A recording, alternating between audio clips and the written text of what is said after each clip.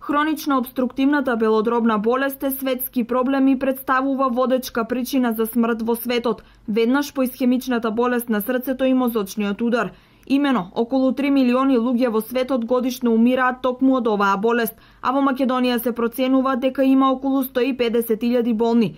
Еден од најголемите ризик фактори за појава на болеста е пушењето. Во ранен стадиум на болеста тешко се препознаваат овие симптоми на замор, глад за воздух, постојана кашлица со искашлок.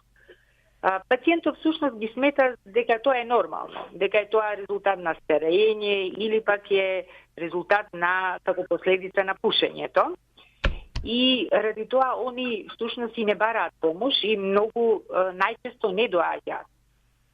Оваа болест многу едноставно се открива со едноставен и еден безболен тест кој што се нарекува спирометрија. Во Источна Македонија постои регионален центар за спирометрија лоциран во Штип веќе 10 години. По повод 18 ноември, светскиот ден на хронична обструктивната белодробна болест, лекарите апелираат за поголема физичка активност. Би предложила на пациентите во овие денови на магла, во деновите кога навистина постои зголемен на загаденост во воздухот, да не се изложуваат на надворешните услови, посебно во раните утрински часовни и во доцните вечерни часовни.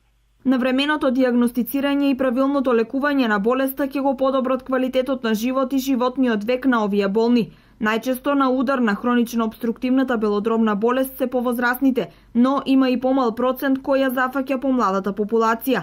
Целта на овој светски ден под мотото "Не е доцна да живееш активно" е да се истакне важноста на потребата од зголемена физичка активност, како кај болните, така и кај здравите луѓе.